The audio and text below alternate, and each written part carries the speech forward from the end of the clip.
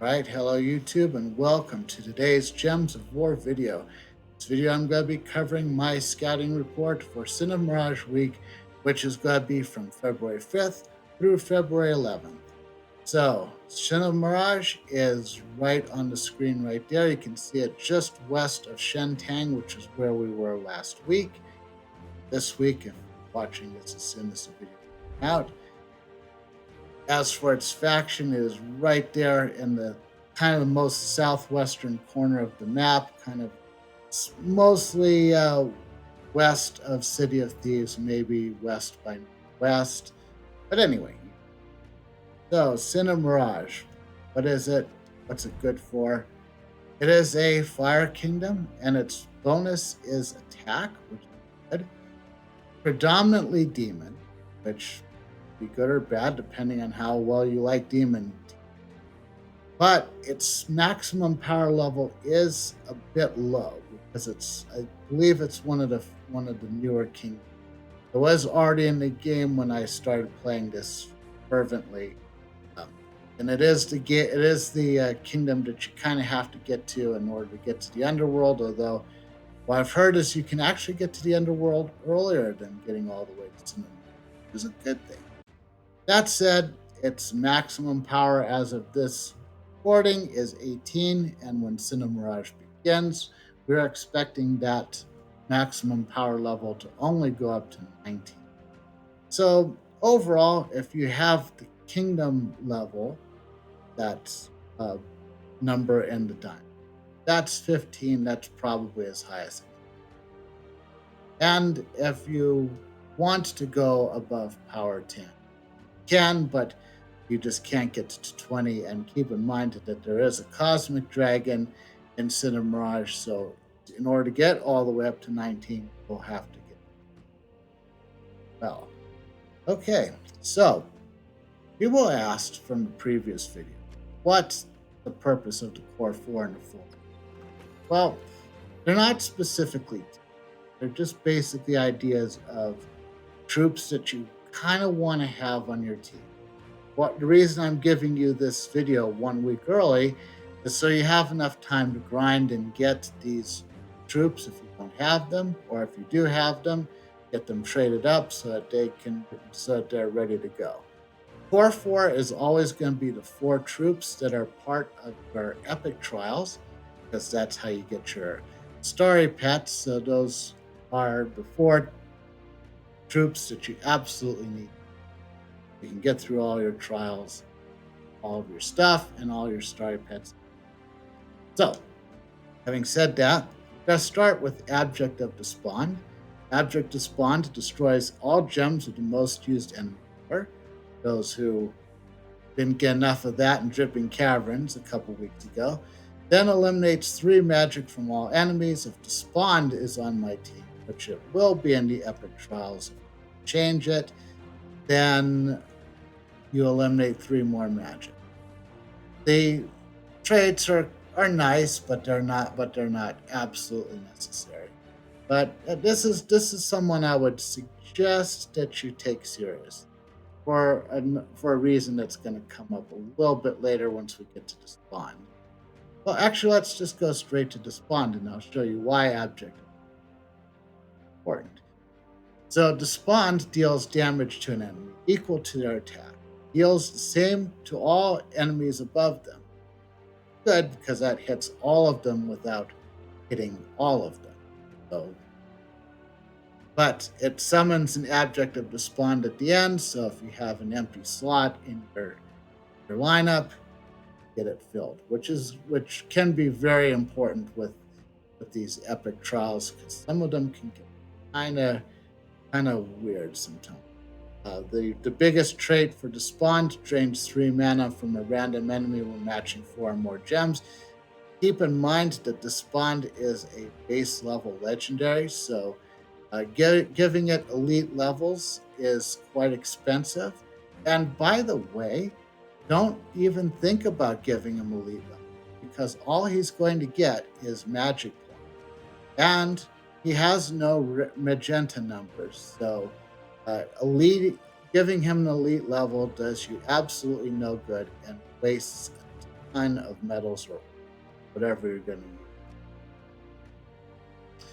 All right, so that's the Despond pair. So let's go with the Pride pair.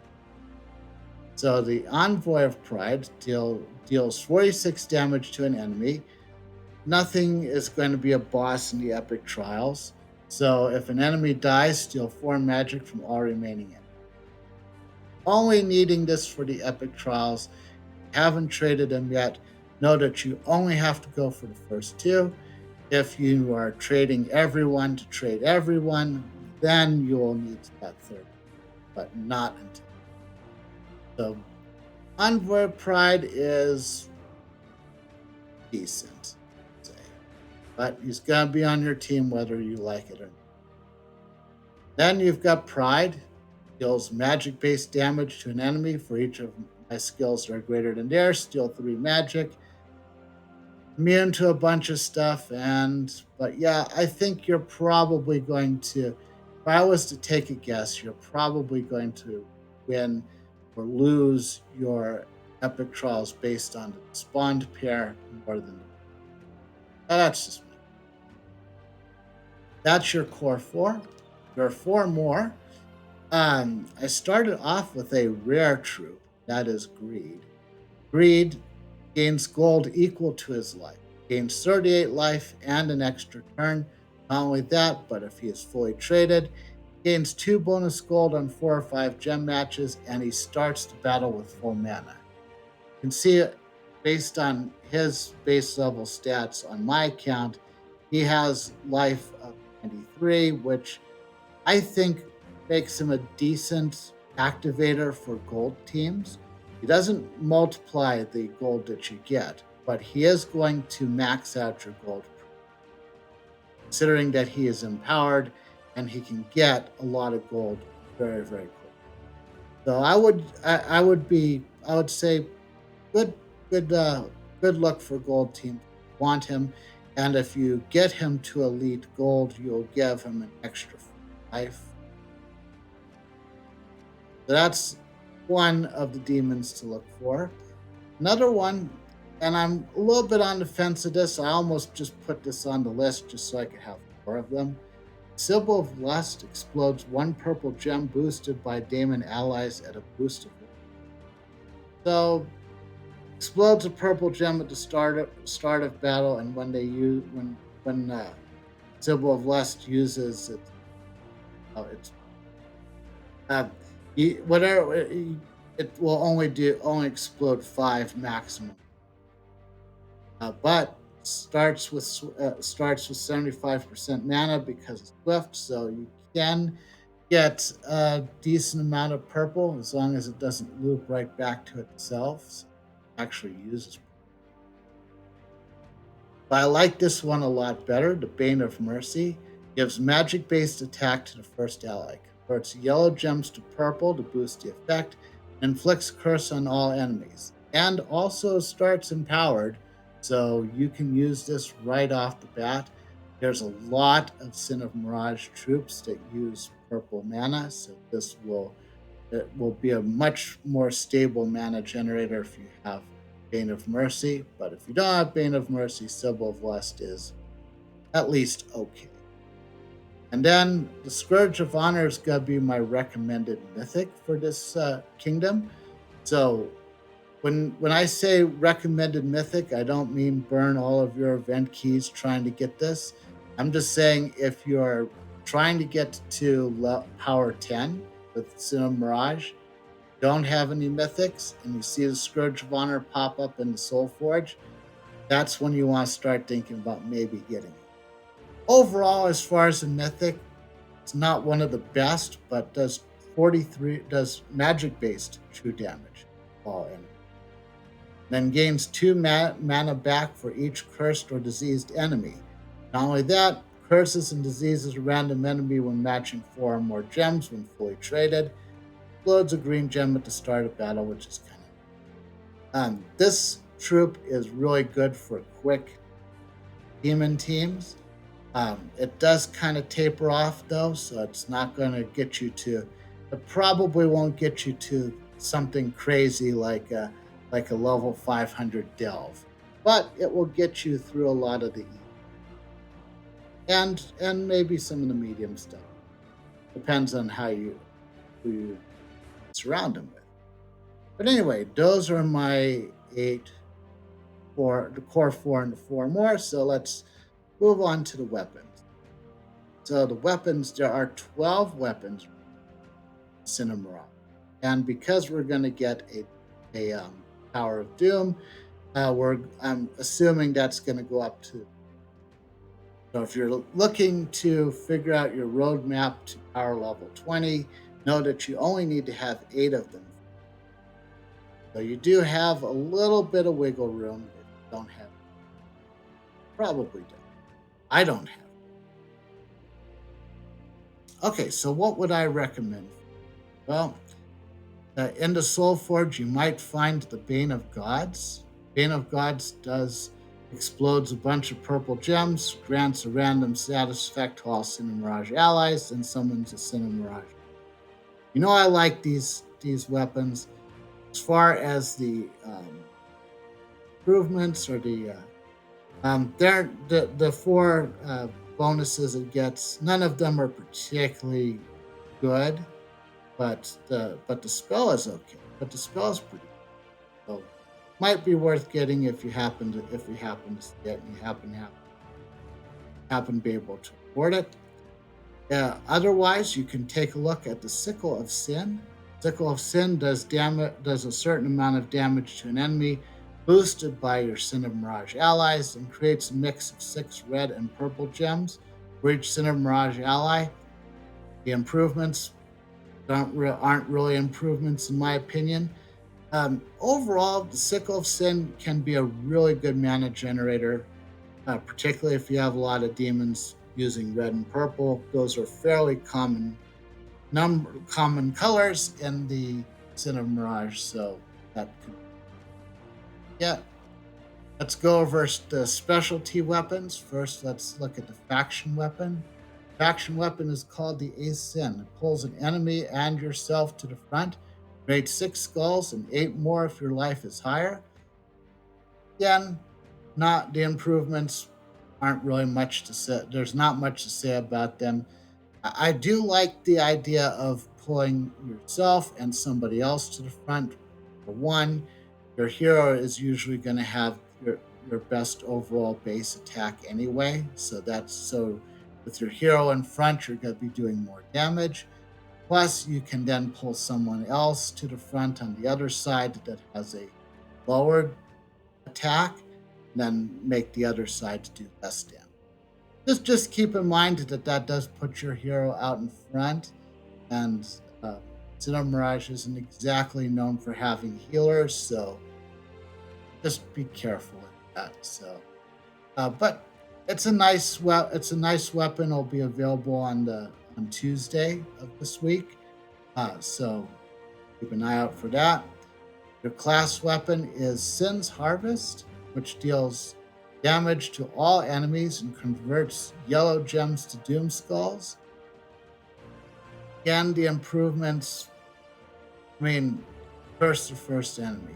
Get steal mana from the first enemy and give all allies 2 mana. It doesn't really do.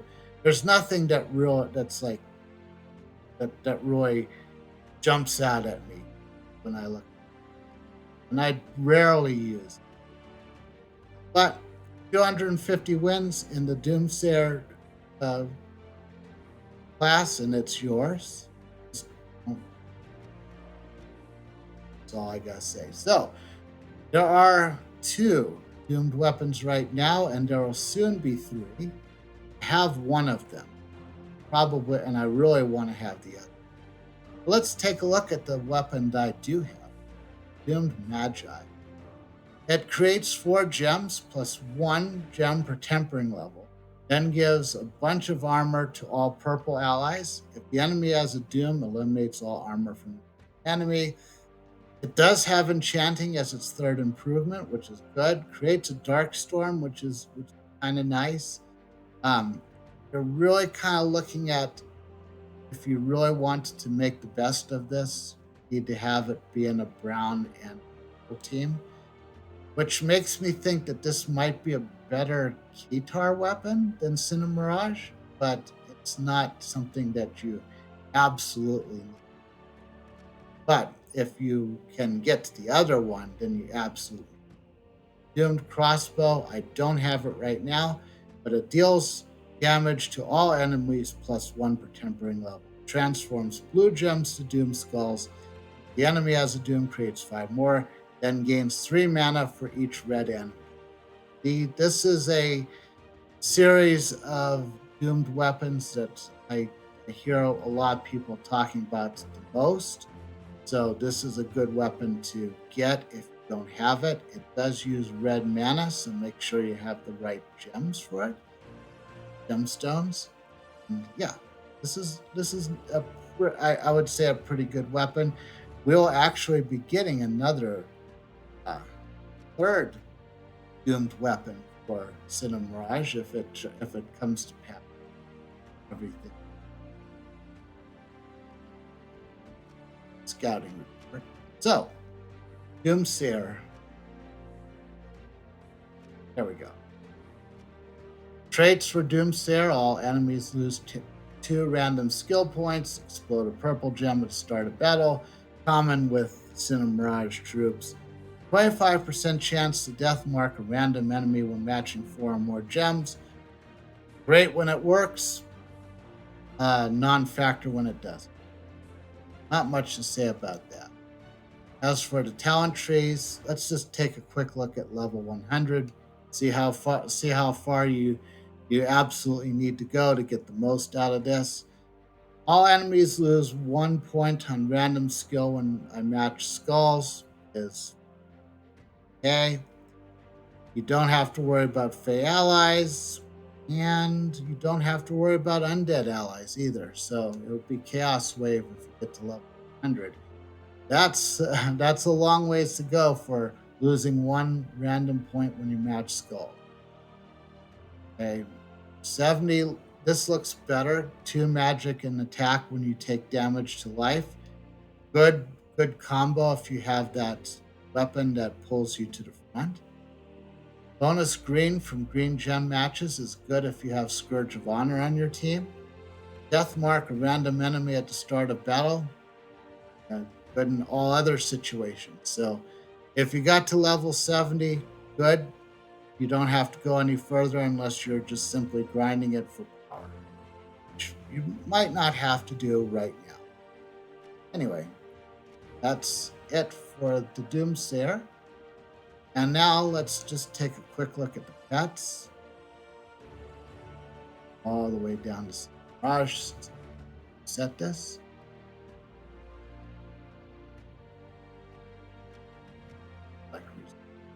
Restarting this video. Okay, there's only 4 pets right now, and Beals is 2 of them. You got Beals and you got Starry Beals, so that's your Kingdom Boost pet. The only pet of note is the Semi-Deminaga. Semi-Deminaga is the faction pet for Depths of Sin. Voodoo Doll is a previous cosmetic pet, so if you don't have it, to get to level 20, you're going to need 3 pets with 2 of them maxed. So if you have Beals and Starry Beals maxed out, and you are getting near the end of Depths of Sin, that will get you to 20 without. So, I guess we now have to talk about one's. Worry about that later. Okay, let's talk about Depths of Sin. Depths of Sin is purple and red restriction. I don't think you're going to have too much trouble, particularly if you're good at making tea. Or if you want to make Vinoxia too. It's not a hard one. It's not a hard one. Let's take a look at the 4 troops. The Deminaga creates 8 to 12 purple gems and gives all purple allies a quarter of their mana. Reflects 25 skull damage, 25% skull damage. You can see that everyone else in this faction is purple, and there's only 4 of them. This one has not been expanded yet, so Take a look at Infernal Machine. Infernal Machine creates 8 skulls or doom skulls boosted by my souls. I believe that is a 1-to-1. Wait, and I think it's 10. Sorry, 10-to-1. 10-to-1 ratio, so maximum 18. And then summons an Iron Jaw. Reduces damage from skulls by 25%, so you got a lot of armor boosting. You might be wondering, what is an Iron Jaw? Well, that's an Iron Jaw. Destroys all skulls, gains a certain amount of life and armor boosted by skulls destroyed. So when you're doing a pure faction run, or if you're putting Iron Jaw in the battle in your lineup somewhere, you're probably gonna put it right up in front. And then what you want to do is you want to make sure that you have the Infernal Machine somewhere in your line so that it can respawn it. And that will keep you going for quite a while. And let's not forget this guy. Super Devil. Deals 49 damage to an attack boost. Deals 49 damage to an enemy boosted by their attack and gains 10 souls. I believe that boost is 1, and it is. So I got that one right. 10 souls gained basically will boost elsewhere. It also gains 3 souls from matching skulls. I don't know if I lasted long enough for that really to max out, but yes, you can skulls with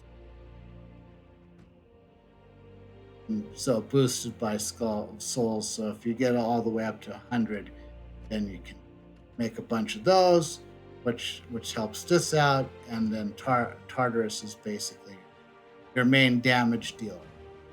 I did get all the way through Pure Faction 500 and beat it on the first try. Can't tell if I was lucky or if I was really, really good. And to think I was lucky.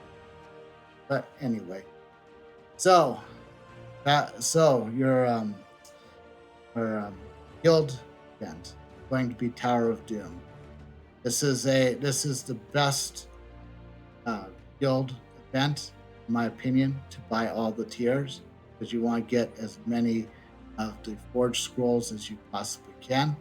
So buy all the tiers, try to get to as many of the first 25 floors as you can. A lot of people have put out good guides on communicate with your team so that you're getting the most out of this event. I did take a look at the Doomed weapon. It looks, in my opinion, it looks okay. I don't think it's gonna raise to the level of the crossbow, but it might be a little bit better than from earlier in the video. And the weekend event is going to be Bounty. Now, this was supposed to be the end of Shentang Week, which probably hasn't happened yet if you're watching this when it came out. The end of Shentang Week is going to be a redo, Nightmare Circus, which is Midnight's faction. Apparently, when they had Midnight Circus the first time, things didn't go too well, so now the developers want it. You can see from my faction information exactly how much effort I put in the first try of the faction assault for Nightmare Circus, and I intend to put exactly the same amount. I wasn't the least bit surprised things didn't work out as good as they thought it would, but anyway, it is what it is. So Nightmare Circus faction assault will be at the end of Shentang Week. And at the end of the end of Sin of Maraj Week, we have the Bounty event. I'm not a big fan of the Bounty event, but the Bounty Hunter for Midnight, so trying to get all the Midnight troops leveled up, ascended, stuff. And you're gonna need it. And that's it for this scouting report. If you enjoyed this video, please consider leaving a like, subscribe to this channel, and follow me on Twitch if you'd like. Leave a comment below. Let me know how I got everything disastrously wrong in Shintang for saying that the bounty event was going to be at the end of the week. And let me know after the fact everything I got wrong in this video, because I probably did. And everything is in this video is accurate as of when it's just there to kind of help you get ready for Sin of Maraj. That's all I can do. Anyway, hopefully this helped, and I'll see you next